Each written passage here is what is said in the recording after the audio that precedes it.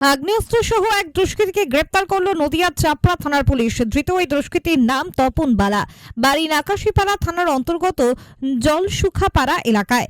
Police সূত্রে খবর, গতকাল সন্ধ্যা নাগাদ তপন বালা নামে ওই দুষ্কৃতী নাকাশিপাড়া এলাকা থেকে বাইক চালিয়ে আসছিল। তার গতিবিধি বেশ সন্দেহজনক ছিল। পুলিশ গোপন সূত্রে খবর পেয়ে হানা দিয়ে প্রথমে তাকে আটক করেছিল। তারপর তল্লাশি করতেই তপনের কাছ থেকে একটি আগ্নেয়াস্ত্র এবং 1 রাউন্ড কার্তুজ উদ্ধার হয়। এরপর তাকে গ্রেপ্তার করা হয়।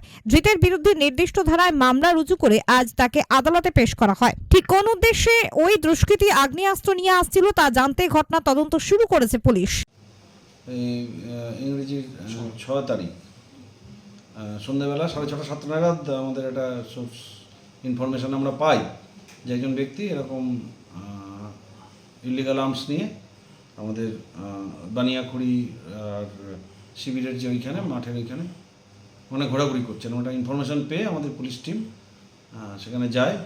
এই গোপন সূত্রে খবর পেয়ে পুলিশ টিম সেখানে যায় এবং একজন ব্যক্তিকে সেখানে অ্যাপ্রিহেন্ড করে, যার নাম হচ্ছে তপন বালা। তার বাড়ি হচ্ছে জালসুকা ইঞ্জিলপুর, থানা নাকাশিপাড়া। ওই ব্যক্তি ওখানে ঘোরাঘুরি করছিল, তাকে পুলিশ অ্যাপ্রিহেন্ড করে। অ্যাপ্রিহেন্ড করার পর তাকে সার্চ করতে এবং একটি মোটরসাইকেল ছিল তার কাছে, মোটরসাইকেল নিয়ে ঘোরাঘুরি করছিল। পুলিশ তাকে অ্যাপ্রিহেন্ড করে। অ্যাপ্রিহেন্ড করার পরে তাকে সার্চ করে তার কাছ থেকে একটা 1 শাটার পিস্তল, দেশীয় পদ্ধতিতে তৈরি পিস্তল, আর 1 রাউন্ড গুলি তার হেফাজত থেকে উদ্ধার হয়। এবং সে এইসব বন্দুক বা গুলি রাখার কোনো লাইসেন্স তার কাছে ছিল না, সেই জন্য এটা অবৈধ আগ্নেয়াস্ত্র হিসাবে আমরা সেগুলো সিজ করি এবং এই ব্যক্তিকে গ্রেপ্তার করা হয়। ধৃতের নাম কি? ধৃতের নাম হচ্ছে তপন বালা। বাড়ি বাড়ি হচ্ছে জালসুকা ইঞ্জিলপুর, নাকাশিপাড়া থানার আন্ডারে। কি উদ্দেশ্যে সেখানে ঘোরাঘুরি করছিল এটা আমরা জিজ্ঞাসাবাদ করছি, এখনও জিজ্ঞাসাবাদ চলছে।